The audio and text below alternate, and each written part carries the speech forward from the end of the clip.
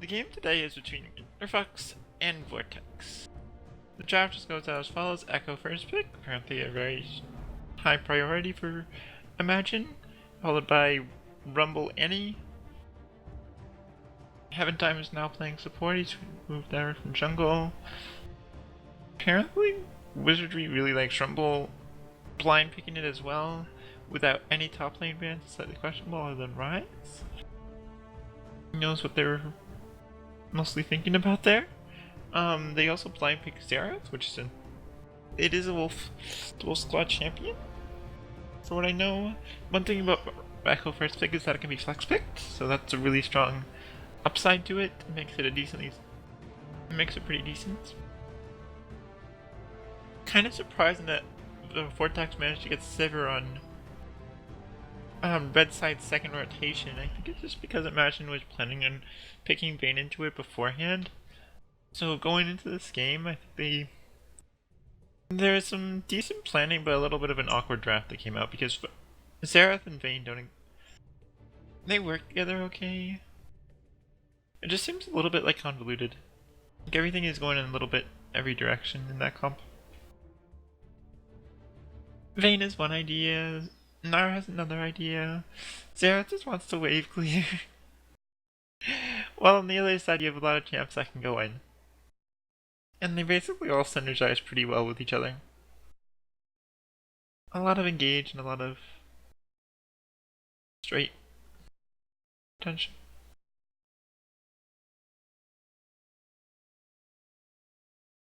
Okay, Xerath is running Cleanse in this matchup, probably because there's a Annie on the other side.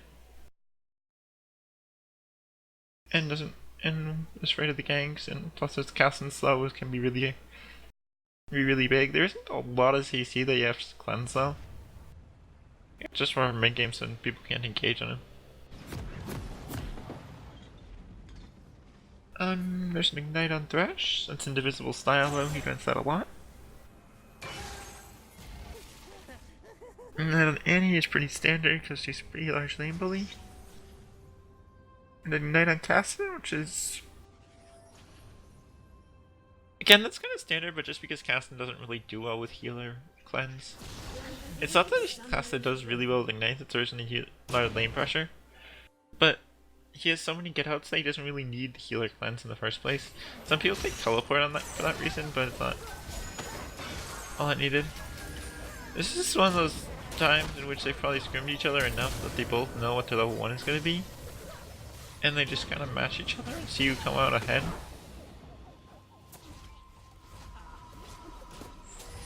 If you look at this beforehand, it does kind of make... One of the things they're probably thinking is Annie did not have the Ignite up. Not the Ignite, the probably would have scaled Q first, just for the lane pressure since it is Vayne. But decided to scale W first, and might have taken them off guard. Not exactly sure, because if you look at Imagine's lineup, they don't actually have a level 1.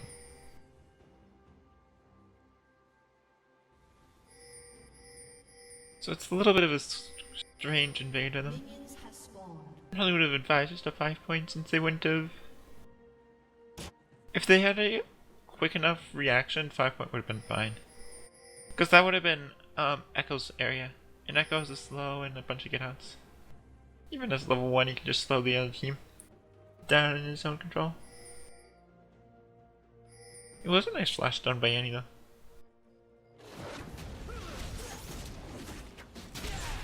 In the end, they traded a flash and a heal for a flash and a ignite.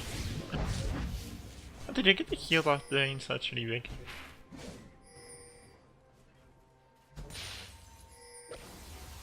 If Vayne goes into lane first, while Sivir and Annie take the drop.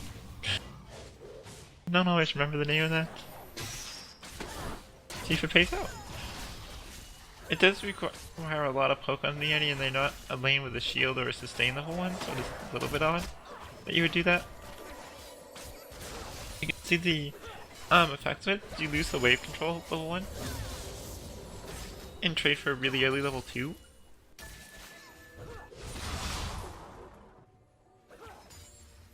They played it correctly though, Vortex played correctly. Because they went for the minions first and they went for level 2 just for pressure. And when they had a little bit of a minion lead, they were able to zone this Vayne off for a little bit, yeah. Yeah, Vayne lost about 4 CS or so from that. I think 3 CS so far. That's 4 CS right there. Because that early level 2. And you let it bounce back. So I'll play my Vortex. Imagine played it okay as far as trying to get the poke down. When they had the advantage of level 1. And they knew Annie started W, which is a little bit less than optimal level early on.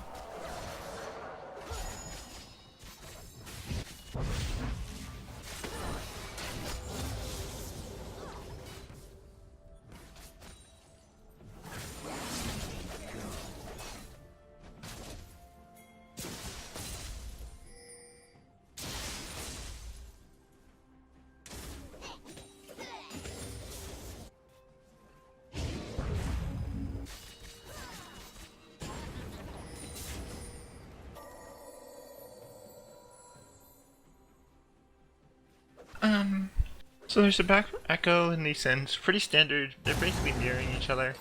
About a 5 seconds better clear time for Lee Sin, whereas I think Echo went for one more camp like that. It's actually a little bit better clear time for Echo. He took an extra, because in his back he managed to pick up a pink ward and a couple extra pots over the. It's a difference in style. Like the pink ward, you might be able to use since you have 2 immobile lanes and they at least punish it. Getting the extra little bit of control over your own jungle bot side is kind of important. Like I don't expect to see Echo basically at or near top at all this game. Rumble versus Gnar is just going to be left alone to deal its own thing. It's both those players know that lane so well. It's kind of like pointless to do much with. That was Hook.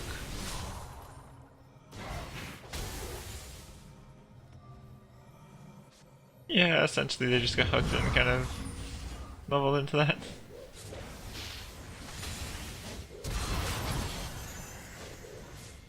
Well, he just got outplayed. That was honestly a really greedy thing to do since he could have, by standing in that position, he was denying CS in the first place. So just take the win as you get it. And it was slightly risky all in to do if he didn't have the minion to block him. He tried to do it without a minion to eat the E. That'd come in and just barely get inside tower range. Trying to go for that.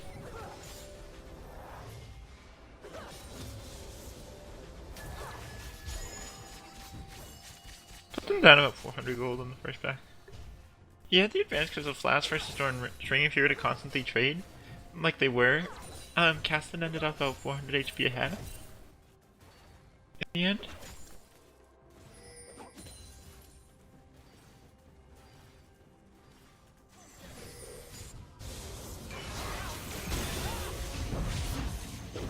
It's actually really good timing for this gank. See if they managed to pull it off. Okay, there was some mistakes there. Like Wolfie just eat a minion straight in front of him instead of the Caston, and had to burn his ult because of it. But Caston didn't hit level 6 yet, and the whole squad did. So the communication that he had an EXP there from that kill, and that he was going to get level 6 if he ganked within those 20 seconds was really big. It was really good. So well executed gank.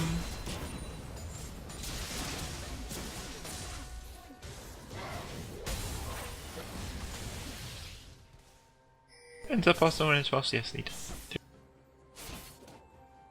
The top lane is relatively even. Basically trading CS, Rumble is up 5 CS, 4 CS for now. Shark Shoes first is kind of, you either go the,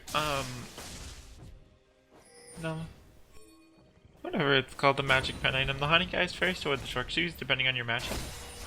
And this is much more of a, if you can dodge my Qs, if I can dodge your Qs I win, so it's kind of like more movement speed's better.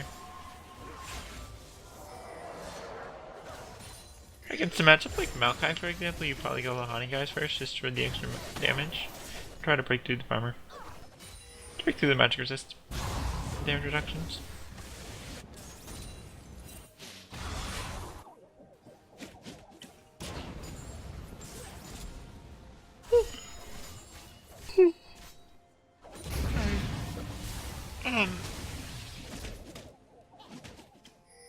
Yeah, I have like zero energy going into these. I only need to get more energy.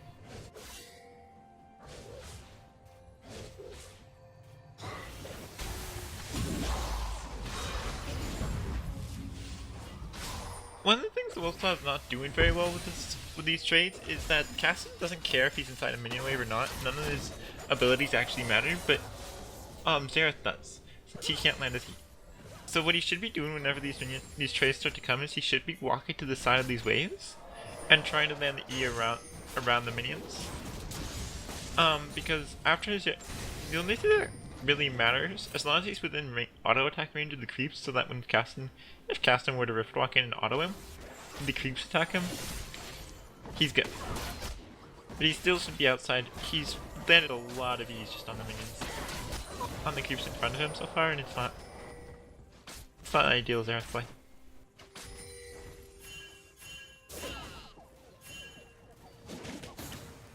Not the greatest. That all in right there was not worth it.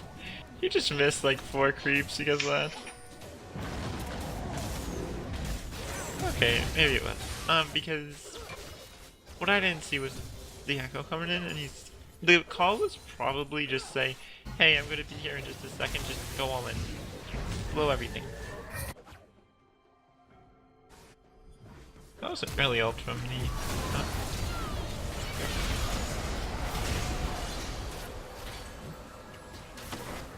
There's nothing Magic can do against that. They didn't have a word, they knew where Echo was. The other team knew Echo was top and they didn't have a word. So it was pretty much a free dive.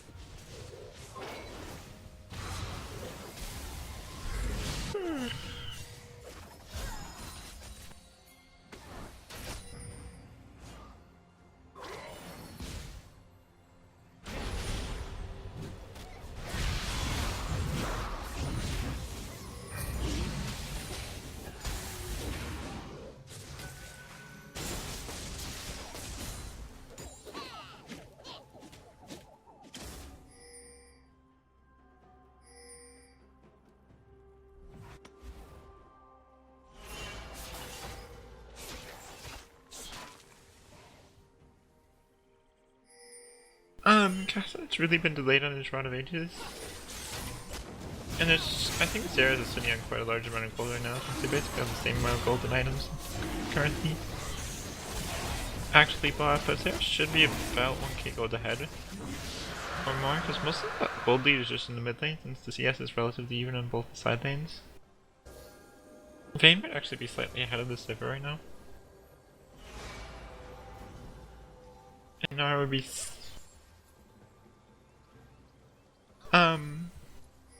yeah, now I'd be a little bit ahead of this rumble.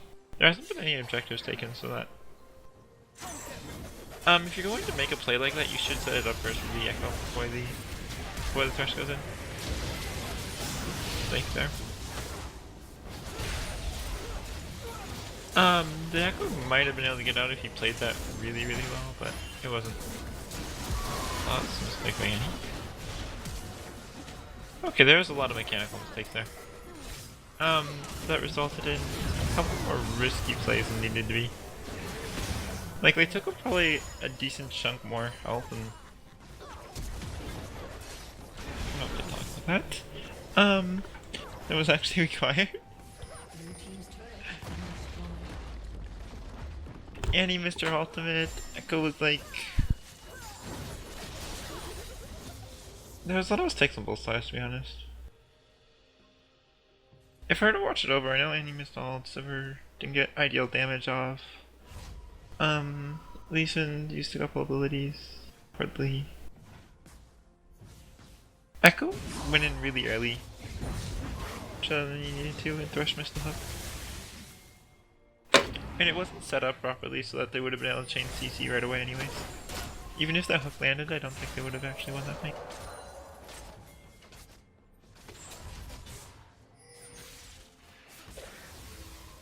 Echo needed to place his W down beforehand.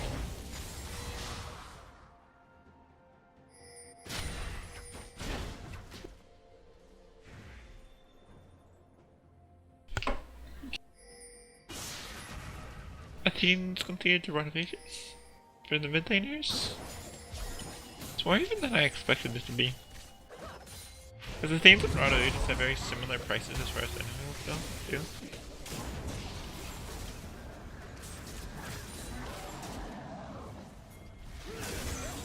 It could be that the Xerath just wants to save up for a death cap next, so it's definitely possible as well.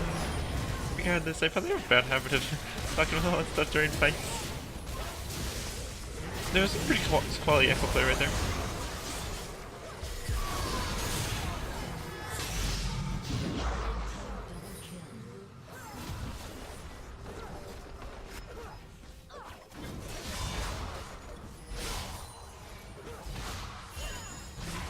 Vortex came in ahead due to numbers relatively. Oh yeah, one side didn't have their support, one side didn't have their AD carry.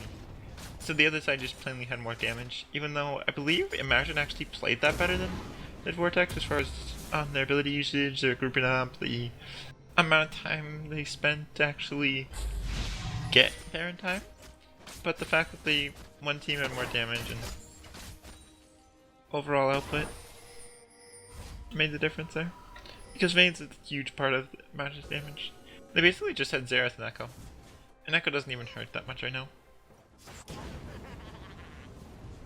And Xerath went down kind of early that fight. Due to like everyone filing in. Oh, here we go.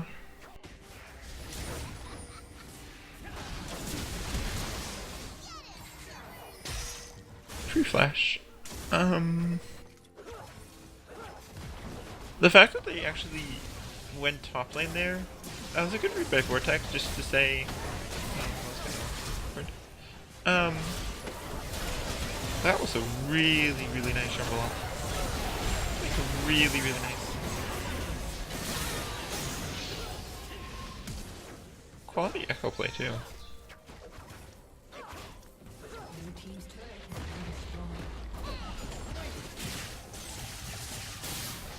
And dodging in and out of a lot of those abilities, and he dodged. I think he dodged an ultimate with his ultimate there. It's really impressive. Regardless. The fight up top lane basically said, since we can reposition ourselves and gain control of this area before they can actually make it here. And because of that, when Thresh went down, Imagine didn't have the communication to say, here, we have no control of this area, let's get here super fast before they can take control because of this fight up top lane. And with that, the Vortex recognized it and got a free flash out of it. If they were a little bit more patient, they might have gotten a kill.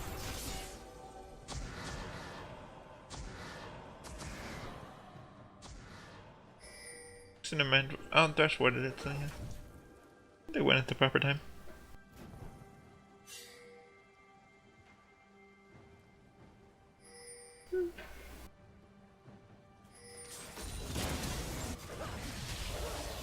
I need to think they're here.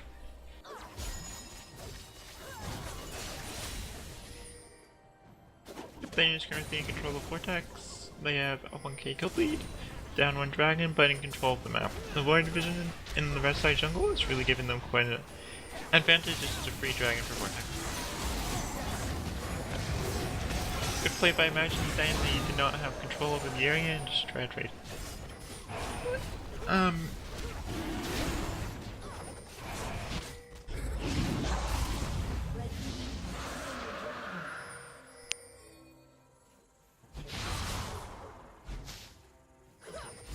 Having the communication there to say, hey, we don't have control. They basically just got a flash on us in this jungle. Let's try not to force it, and we can trade and be perfectly fine with this. That was actually. That was almost a really nice play by Yanni. If she had flashed up there, that would have been quite cool, and they would have gotten a free tower off that.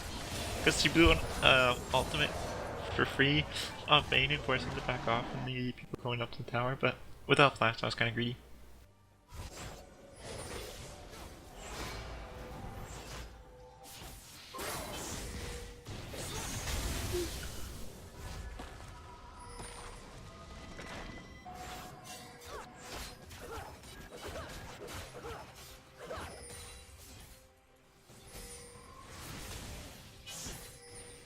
With the kill down, they pretty much... I was waiting for his ultimate to come back into range.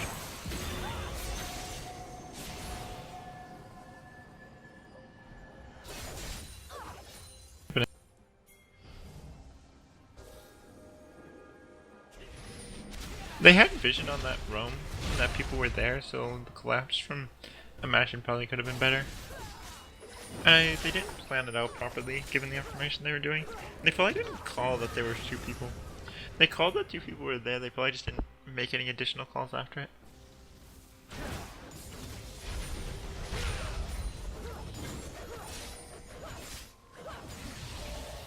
Like, they could have left the 3, I believe. And it might have been a kill for Northeast to flash.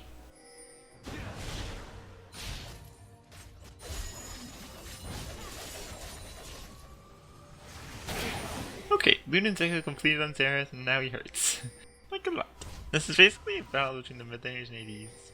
Everyone else is kind of a little behind.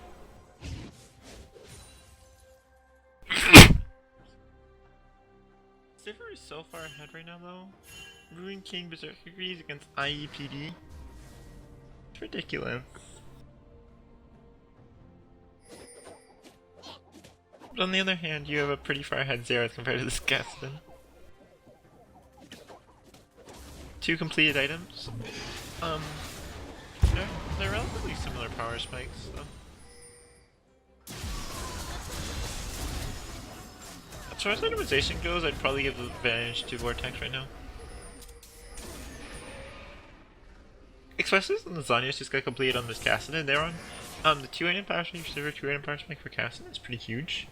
Whereas Xerath's 2 item power spike is nice, but it's not like a 4 item for Xerath. Xerath scales really well for like game needs. And the more as you get, the more you can. There's a point right now. Xerath can deal a decent amount of damage, but there's a point where his full combo will one-shot an 80 carry, and he's not nearly there yet. Whereas all can do 3/4 their health if he lands all 3 procs. This is nice in an extended poke situation, but he isn't quite to the point where he can teamfight with it properly yet. Whereas Sivir and Cassidy can teamfight right now. It'll make the difference if the next dragon comes up or something like that. Right now they're pretty much stalling because all 3 towers are down. Vortex actually has an advantage here that they're not capitalizing on. I don't think they recognize that they have control over bot lane. They have 3 wards down here, which means they pretty much can see whenever Imagine is in an area, and if they were to push with probably, yeah, they've got this reverse. Rumble should be top captain, should be bottom here, because Rumble can't do anything about this. Yeah. Okay, Cassidy needed to be down there instead of Rumble. They would have been able to push that in, they would have been able to take a tier 2 tower when the other team tried to take Baron control. And if the other team was trying to put more pressure on the Vayne, they would have been able to take they would have been able to go for Baron Vision. And be able to basically smother them. Even without the cold lead, they had a vision to allow them to make the moves on the map. But with that stuff, they Imagine takes all control back. And they're in control of it now.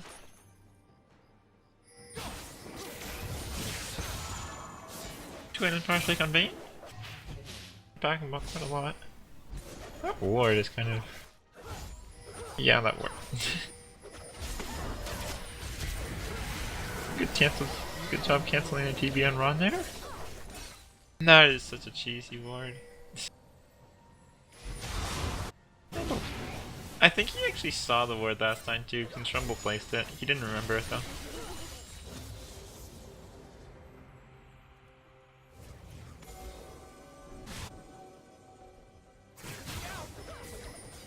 It's kind of uncommon for there to be one there, so it's fine.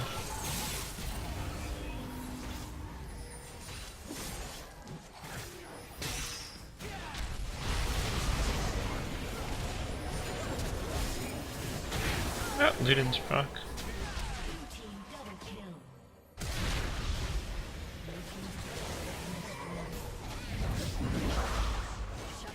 Oh, Luden's proc was insane. That's what saved that 3 for 3. I didn't see what happened on the other side of that though. Essentially that was better mechanically played. That was better positionally played by Vortex, but better mechanically played by Imagine. So it ended up being even. Imagine had a really good hook. Even though Vortex got the first flash, Imagine had a really good hook and some really good Xerath combos. And their Echo Fan just died randomly somewhere.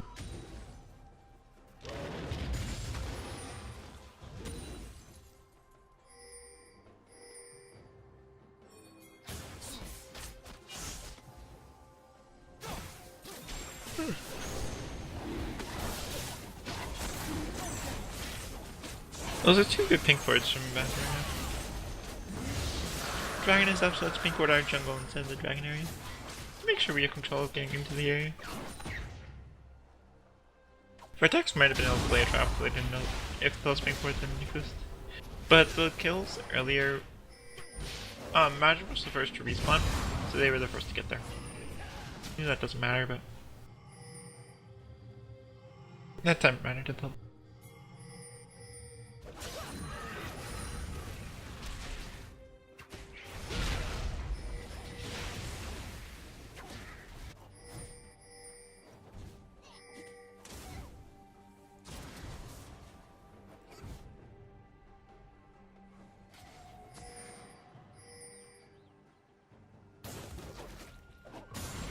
Going up to top lane, again, this game they really need to figure out who goes against who a little bit better. With both sides having TP down, Vayne should be playing top lane right now. Vayne just needs to find the Rumble. They don't have enough of the team fight until about 4 items in. Xerath is 3 item spike, which is solid, you're getting there. But until about a 4 item spike, you don't really want to team fight with this comp against Vortex's comp. And Massacre still needs another full item before he's there.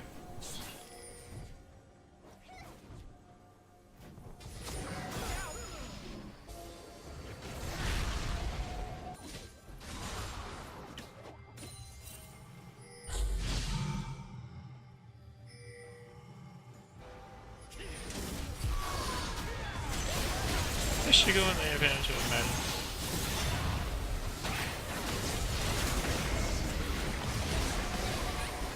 See if it does.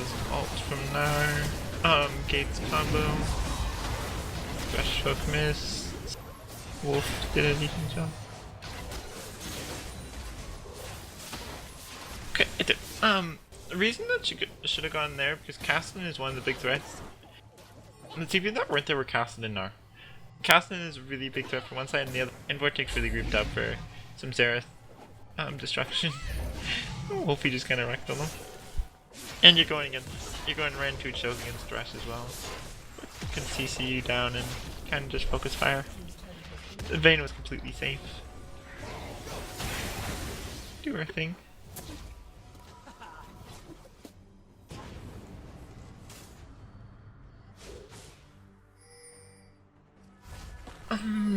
Not really deep vision from Imagine now. See how they can use this. The next objective that they really should be looking at is Baron. These tier 2 towers are not going to fall very easily unless there's a team fight happening. There's too much wave clear on both sides and too much threat of an engage. If any ever has flash up, they can always engage and Imagine. And same thing with the Lee Sin flank. So getting the amount of vision down is difficult. Even they aren't using their vision properly either at the moment. Imagine Imagine has had this problem throughout the whole game is they need to focus their vision. They haven't picked an objective, which is just really big. They haven't picked an objective for them to take and say, here, we're going to focus fire this objective, we're going to put all of the vision we have. We have two sight stones and two,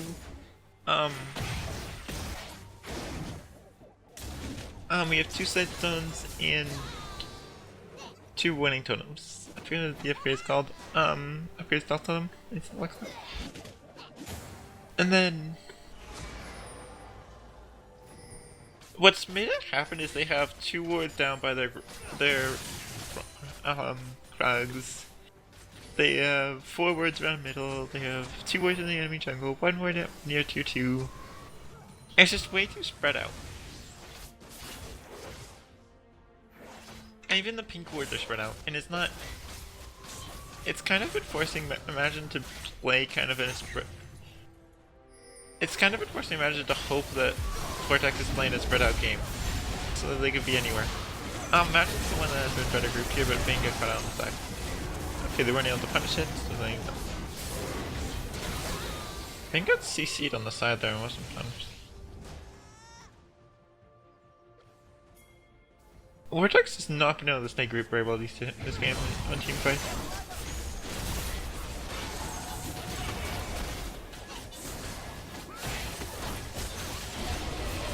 Tree Baron. There should have been at least a little bit more of a contestant since that was actually a pretty obvious Baron take. Again, they're just not. They're not coming together. If only Wolfie and if only Veritas and Gate are there, you can't trade objectives. I thought Xiao was up. Xiao? I thought he was up at the time, but apparently he wasn't. He must have backed or something.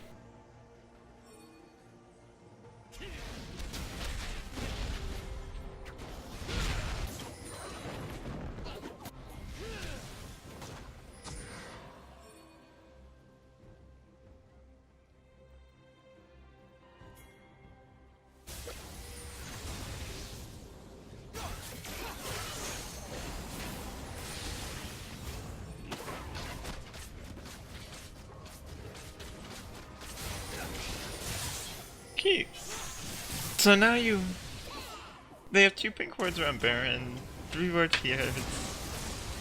Lee Sin could actually get a flank here if they wanted to, but the fact that they were able to go bond just because they had the huge wave.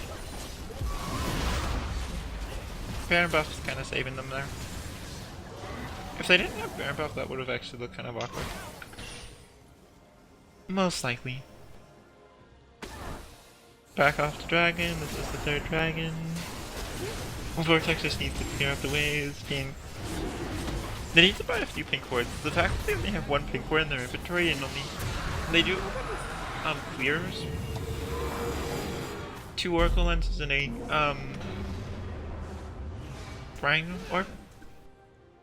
Scrying orb. Gives you a lot of clears, but it's not. Like Chow just used one of the clears and he checked 1 brush. Your win condition at the moment is to find a pick on somebody using Sivir, Annie, Cassidon, somebody who split off. If you're going to clear 1 brush with a Scrying Orb, with the Oracle Lens, and looking for a pick, that's not. You're being really inefficient, and it isn't actually going to work. Plus, he doesn't actually need the CS right now. Right now, he's just CC. You're 32 minutes into the game at least, and even if you get a whole huge amount of gold, you're still not going to be relevant. All that relevant than your ult.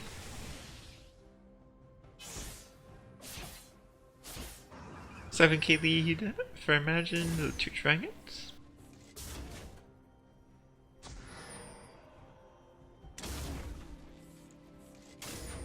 If you look at the map, Vortex just used all 3 of their. They've used all 3 of their clearing totems. 2 Scrying Orbs and a 2 Oracle Lens and a Scrying Orb.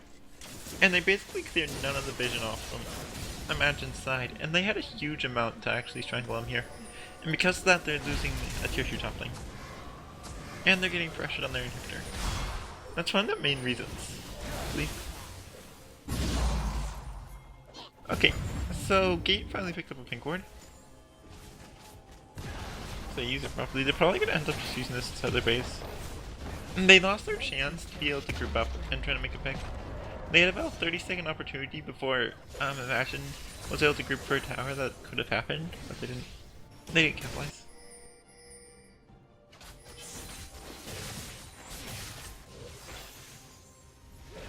Yeah.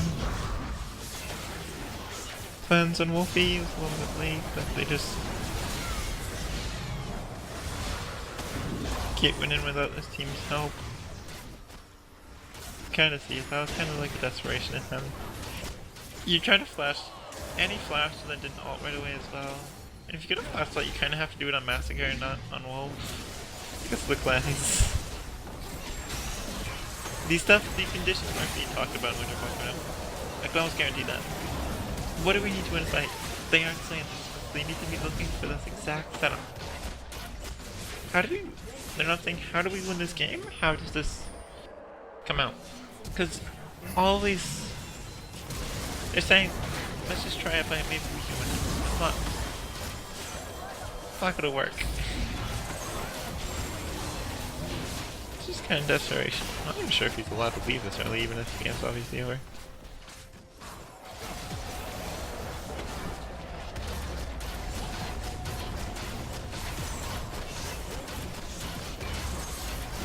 And that is it. Thank you for watching.